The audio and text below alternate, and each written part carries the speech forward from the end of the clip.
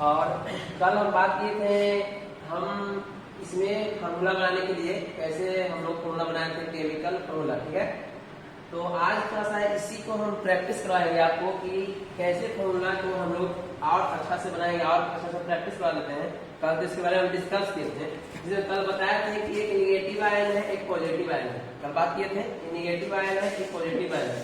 Positive और negative के combination से, याद रखना है, पॉजिटिव और निगेटिव के कॉम्बिनेशन से ही आपका केमिकल फॉर्मूला आपका बनेगा। ठीक है, पहले पॉजिटिव उसके बाद निगेटिव, दोनों कंबाइन करेंगे तो आपका एक केमिकल फॉर्मूला बनेगा। देखिए, कहने का मतलब होगा जिसे बोलेंगे कि सोडियम आप बनाइए, सोडियम आप बोलेंगे सोडियम क्लोराइड बनाइए। क्या बोले?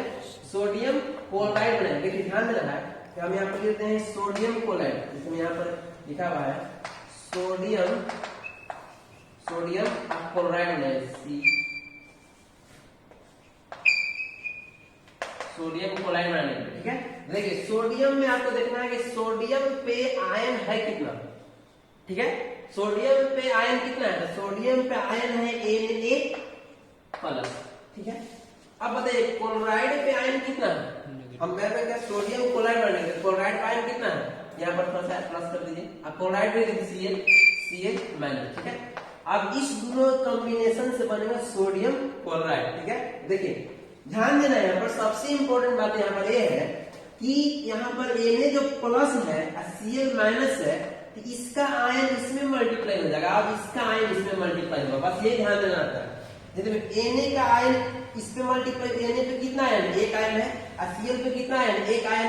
आयन दो प्रकार के, पॉजिटिव आयन और निगेटिव आयन। ठीक है, आयन मतलब ये नहीं कि पॉजिटिव से बात करेंगे, ये नहीं कि निगेटिव बात करेंगे। आयन मीन्स पॉजिटिव आयन और निगेटिव आयन, आयन में दोनों भी हो सकता है। ठीक है, तो हम सिर्फ बात कर रहे हैं कि आयन इसमें कितना है? एक। इसमें आयन कितना है? एक। तो इसका आयन किससे मल्टीप्लाई कर देंगे? इसका आयन इसमें मल्टीप्लाई कर देंगे। तो देखिए यहाँ पर गुना कर देंगे इसका आयन एक है, इसमें एक से मल्टीप्लाई कर देंगे, तो यहाँ पर Cl1 हम बोल सकते हैं कि NaCl। इस तरह से आप बना सकते हैं NaCl, आपका सोडियम क्लोराइड का आपका फॉर्मूला बन गया। अब देखिए इसी तरह से हम 5-6 एग्जांपल देंगे, आज इसी के बारे में पूरा डिस्कस करेंगे। ठीक है, तो आपको और अच्छा समझ में आने लगेगा। ठीक है, अब देखिए हम बनाते हैं सोडियम, आपको पोटेशियम हाइड्रोक्साइड बनाते हैं। ठीक है, एक क्वेश्चन है पोटेशियम हाइड्रोक्साइड, तो पहले पोटेशियम इसमें देखिए पोटेशियम कैसे K+ होता है। ठीक है, इसमें पोटेशियम कैसे लिखा हुआ है नहीं, लेकिन बता देते हैं पोटेशियम के K+ होता है। ठीक ना, तो देखिए पोटेशियम की इसमें है नहीं, लेकिन देख लीजिएगा पोटेशियम का K+ होता है। देखिए पोटेशियम का K+ होता है। ठीक है, और इसमें हाइड्रोक्साइड इसमें दिया हुआ है, देखिए कहां पर हाइड्रोक्साइड का दिया हुआ है, देखिए हाइड्रोक्साइड का OH- दिया हुआ है। देखिए तो पोटेशियम हाइड्रोक्साइड लिख दिए OH-। ठीक है, अब बोले हैं कि इसका आयन इसमें मल्टीप्लाई कर देना, इसका आयन इसमें मल्टीप्लाई कर देना। ठीक है, और दोनों आयन एक इसमें भी एक इसमें, तो दोनों एक तरह से क्रॉस हो कट जाएगा। ठीक है, तो सिंपल सा लिख दे KOH। एक बात ध्यान देना है कि पहले पॉजिटिव लिखेंगे उसके बाद निगेटिव लिखेंगे। जब भी कंबाइन करेंगे तो पॉजिटिव पहले निगेटिव बाद में, नहीं कि OH कर दीजिएगा, कभी नहीं, पहले पॉजिटिव उसके बाद निगेटिव। ऐसे भी पोटेशियम डिफरेंस पॉजिटिव निगेटिव होता है, इसको बात में ध्यान रखिएगा, तो आपको पोटेशियम हाइड्रोक्साइड बन गया। देखिए इसी तरह से नेक्स्ट क्वेश्चन होगा, देखिए हम बनाते हैं जिंक सल्फेट बनाते हैं। देखिए क्या बना है? Zinc sulphate. तो ध्यान देना है कि जिंक का कितना दिया, देखिए जिंक का दी है Zn, और Zn पे कितना है 2+, और सल्फेट इसमें देखिए कहां पर है, देखिए सल्फेट यहाँ पर लिख देंगे SO4 2-। तो देखिए प्लस 2 आयन इसमें भी है और -2 आयन इसमें है, तो जब दोनों आयन अगर सेम होती है तो क्रॉस कर दीजिएगा, काट दीजिएगा। एक आयन भी रहेगा तो काट दीजिएगा, 2 आयन भी रहेगा, 3 आयन भी रहेगा तो काट दीजिएगा। और सिंपल सा फॉर्मूला लिख देना है यहाँ पर, Z पहले पॉजिटिव लेंगे ZnSO4, तो फॉर्मूला जिंक सल्फेट बन गया। आपका क्या बन गया? Zinc sulphate ZnSO4। इस तरह से आप फॉर्मूला को कंबाइन कर सकते हैं। ठीक है, और नेक्स्ट देखिए अब ऐसा करते हैं कि 2 और 3 वाला देखते हैं। ठीक है, जिसमें आपको एक आयन में 2 रहेगा, एक में 3 रहेगा। देखिए हम आपको बताते हैं कॉपर, आपको कॉपर देखिए एक और देखते हैं, इसमें बोलिए कोई बताइए बनाने के लिए। कॉपर नाइट्रेट बना के लिखा है क्या? Ammonium chloride. हाँ अमोनियम क्लोराइड। देखिए अमोनियम यहाँ पर कहाँ है बताइएगा, अमोनियम कहाँ है? पॉजिटिव दिखाइए, अमोनियम सिंपल से यहाँ है। ठीक है, और क्लोराइड कहाँ है? क्लोराइड इसमें भी दोनों है, आराम से बंद है, देखिएगा अमोनियम का पॉजिटिव पहले लेना है, लेना है ना पॉजिटिव, और पॉजिटिव लेंगे NH4 पॉजिटिव प्लस हो गया, यहाँ पर कंबाइन करेंगे, क्लोराइड में बताइए क्या होता है Cl माइनस। देखिए हम बोले कि एक एक आयन दोनों काट दीजिए सिंपल सा, ठीक है, अब बाकी सिंपल NH4Cl जोड़ दीजिए, अमोनियम क्लोराइड बन गया। लेकिन एक बात ध्यान देना है कि ये जो इम्पोर्टेंट टर्म लिखा है इसको याद कर लीजिए, लिख लीजिए, इसी को हम प्रैक्टिस किया, बहुत A to Z मैक्सिमम आपका फॉर्मूला जो है आपका एग्जाम का, आपका ITI का जो केमिकल सब आपको बन जाएगा। और कोई बोलिए जिसमें 2 आयन है 3 आयन हो, आप लोग को अगर जानकारी आपको लग रहा है तो बनाइए, देखिए कोई भी बनाइए। देखिए हम बनाते हैं मैग्नीशियम नाइट्रेट बना के देखेंगे, मैग्नीशियम सल्फेट बनाते हैं, मैग्नीशियम भी 2 है, ठीक है, सोडियम और सल्फेट बनाते हैं, ठीक है। देखिए सोडियम पे प्लस आयन है और सल्फेट पे कितना है -2 आयन है, तो सोडियम सल्फेट बना के दिखाए हैं, बनाइए सर। Sodium sulphate. देखिए सोडियम पहले Na लिख देना, Na पे कितना आयन है बताइए, पॉजिटिव आयन मतलब कि पॉजिटिव नेगेटिव, आयन की बात करें तो पॉजिटिव नेगेटिव दोनों होता है, Na पे क्या है तो पॉजिटिव आयन, तो Na प्लस कर दो, ठीक है। अब प्लस सल्फेट में बताइए कितना है, सल्फेट SO4 और कितना है 2 माइनस, ये तो समझ आ गया। अब कुछ नहीं करना है, सिंपल सा इसको पहले कंबाइन करिए, सिंपल सा कंबाइन करिए, सब कंबाइन करिए, NaSO4 यहाँ पे लिख दीजिए, NaSO4 पे लिख दीजिए। अब बात करेंगे आयन का, बात करेंगे अब आयन का। देखिए इसका आयन जो है यहाँ पर मल्टीप्लाई हो जाएगा और इसका आयन हो जाएगा यहाँ पर मल्टीप्लाई हो जाएगा, ठीक है। तो देखिए इसमें कितना आयन है 2, तो सिंपल सा लिख देंगे 2, तो Na2SO4 हो गया, और वहां पे SO4 को 1 करें तो 1 से तो मल्टीप्लाई करेंगे तो 1 होता है, तो सिंपल सा Na2SO4 अब सोडियम सल्फेट बन गया। कोई दिक्कत है बोलिए, कोई दिक्कत नहीं। और कोई बोलिए, जैसे हम बताएंगे, आप बोल रहे हैं हाइड्रोजन हम H2SO4 आपको याद है देखे होंगे, तो हाइड्रोजन सल्फेट बना के देखते हैं, हाइड्रोजन सल्फेट को वही कहते हैं H2SO4, H2SO मैंने सल्फ्यूरिक एसिड जो आप लोग यूज करते हैं तनु अम्ल में यूज करते हैं, जैसे आप वोल्टेक सेल में यूज करते होंगे, डेनियल सेल में यूज करते हैं, H2SO4 के साथ मिलाते होंगे, तो उसके बारे में बात करते हैं।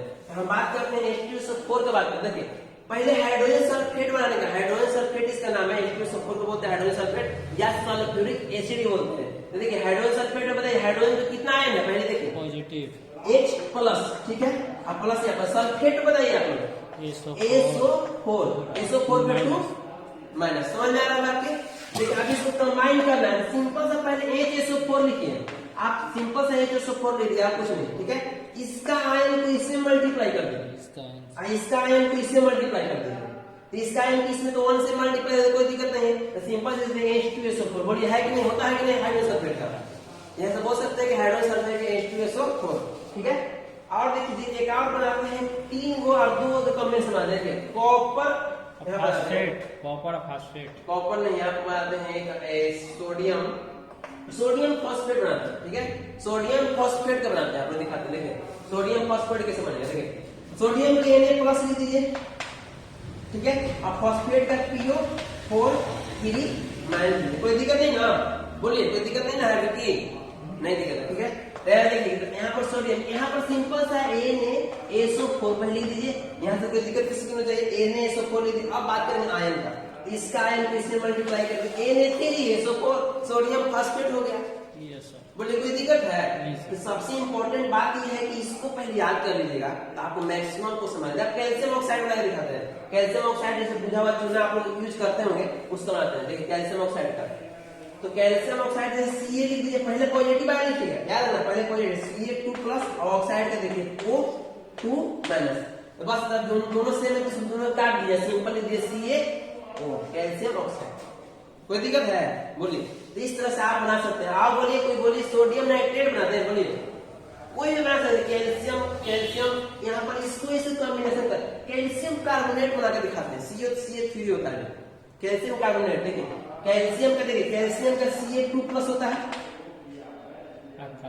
कार्बोनेट होता है CO3 2 माइनस होता है, तो ये दोनों कट गया, बन गया CaCO2, सेम रहेगा तो कट, बस सेम रहेगा तो कट जाएगा। ऐसा एक आप एग्जांपल दीजिए कि दोनों के एक साथ हो जाते हैं। जैसे हम बोलेंगे मैग्नीशियम फॉस्फेट बना के दिखाते हैं, इसमें 2 आयन, इसमें 3 आयन, देखिए कैसे बनेगा मैग्नीशियम फॉस्फेट। देखिए ध्यान से देखिएगा, मैग्नीशियम का पहले लिखिए Mg2 प्लस, ठीक है ना। फॉस्फेट को बताइए, बोलो phosphate PO4 PO4 3 minus 3 minus, बस हो गया ना, कोई दिक्कत नहीं ना। आप सिंपल सा करिएगा कि Mg पहले Mg PO4 पहले लिख दीजिए यस सर। यहाँ पर लिखने में किसी को दिक्कत नहीं ना है, नहीं दिक्कत, ठीक है। अब क्या करिए कि इसका वाला आयन लीजिए, यहाँ पर गुणा कर दीजिए, मल्टीप्लाई कर दीजिए। इसका वाला आयन लीजिए, यहाँ पर गुणा कर दीजिए, मल्टीप्लाई कर दीजिए। Mg2 यहाँ पर देखिए Mg पे पूरा तो होगा, हाँ है तो Mg2 यहाँ पर करेंगे PO4 के 3 ठीक है ना, ठीक है। तो Mg के होल टू PO4 के होल, देखिए ऐसे कॉम्बिनेशन मैग्नीशियम फॉस्फेट बनता नहीं है ना, उल्टा गुना करना था, आप सीधे गुना इसको कर इसमें गुना करना है, सॉरी Mg3PO4, हाँ ठीक है, इसको इसमें गुना करना, सॉरी तो Mg3 हो जाएगा। Mg देखिए इसका वाला इसमें गुना करना ना, इसका वाला इसमें गुना करना है, तो Mg3PO4 का होल टू, ऐसे याद करना है Mg3PO4 का होल टू। ये सब थोड़ा सा कॉम्बिनेशन याद करना है, ठीक है। तो इस टाइप का आप किसी टाइप से इस टाइप अगर इसको याद कर लीजिएगा तो कैसा भी आपका फॉर्मूला किसी टाइप का फॉर्मूला आप आराम से एकदम बेसिक तरीके से बना सकते हैं, ठीक है। तो इसके लिए थोड़ा सा प्रैक्टिस करिएगा, बनाइएगा, कोशिश करिएगा, इसमें मैक्सिमम क्वेश्चन बन जाएगा। और देखेंगे नेक्स्ट क्लास में आपको बैलेंसिंग करना बता देंगे, किस तरह से बैलेंस होता है, ठीक है। मकाने का मतलब इधर का जितना लॉग कंजर्वेशन के आधार पे बैलेंसिंग होता है, तो बैलेंसिंग में कितने प्रकार का बैलेंसिंग होता है, केमिकल इक्वेशन का बैलेंसिंग कितने प्रकार होता है, बोलेंगे कि combination reaction, decomposition reaction, displacement reaction, double displacement reaction, इसके बारे में हम डिस्कस करेंगे, ठीक है। तो आज के लिए इतना काफी है, थैंक यू, धन्यवाद।